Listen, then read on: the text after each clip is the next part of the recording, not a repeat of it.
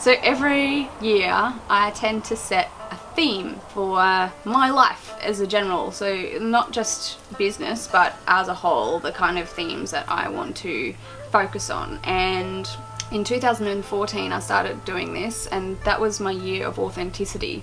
I really wanted to dedicate that year to finding out who I was.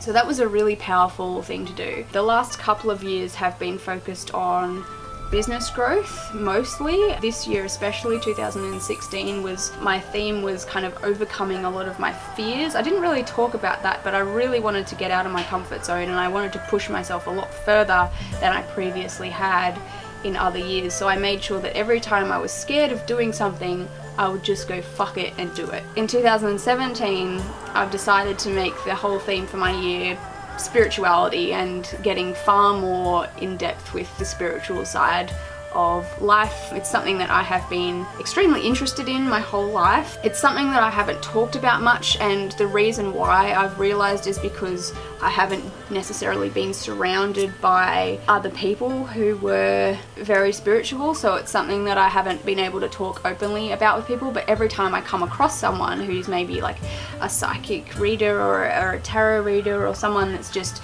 very energy sensitive or interested in chakras and meditation, like I just click with them and we can talk for ages, and I'm just interested. I've had a lot of spiritual experiences myself, both with things like signs from the universe and seeing spirits and feeling things that are inexplainable. I've been practicing manifestation and using the law of attraction a lot over the last year or so. So I really want to make this a big thing in my life. If you are in the Copy with Carissa group, you've probably seen every Friday Adrienne Day does a card reading in there. She's an energy healer and a card reader, and I've been feeling quite flat on energy for the last couple of weeks in an inexplainable way. Like usually I can tell if it's because of my diet or lack of sleep, especially with having a baby, but it's just been a different kind of energy, not just like I'm tired, I need more sleep. It's something else. So I messaged her the other day and said, how does your energy healing work? Like, can we book in a session? So she's on her way to my house probably right now. So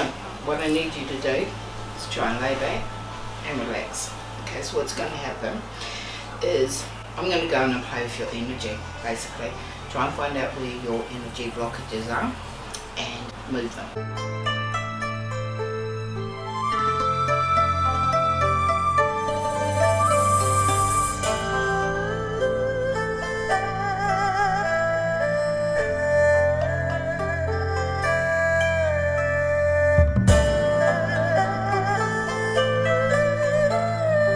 So how do you feel after that?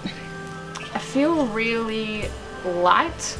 Like, as I was just telling you before, I kind of went into a bit of a, almost like a trancey kind of state at the end. I started seeing all of these like bursts of white light that almost looked like a nuclear bomb, kind of like kind of thing that started to go around me like in a dome, and then I was like in a circle of it at one stage. And I did feel a couple of different sensations in different parts of my body. Down here, which you said there was a blockage, I felt a bit of a pain there, and what happened was I actually did start to slightly move my neck back over that way again when she was trying to clear out the energy. I was trying to protect it. I didn't notice I was doing that. But yeah, some really interesting things, especially about running my fingers through my hair when I'm stressed, because I've always had a bit of an issue like with my hair and like losing hair or all kinds of stuff like that. What else? I've just got to drink a lot of water now, do more meditation. She says definitely at least 20 minutes a day of just nothing, or meditate, even just having a bath just for myself. Because actually this is the really interesting thing that she said there, is there's, you know, usually, or what you should have is yourself, like Carissa, and then have entrepreneur and business owner and mum and wife and that kind of stuff that comes off Carissa. But what she said has happened to me, and it makes perfect sense in my own head, because this is how I feel, is that there's no Carissa. There's just all of these segments that I break myself into, but there's no whole that brings them together, because I'm giving myself to all of these other things without, like, even though I feel like I'm sometimes still doing things for myself, it's not. It's always got the purpose of doing it for others. So she's worried about that.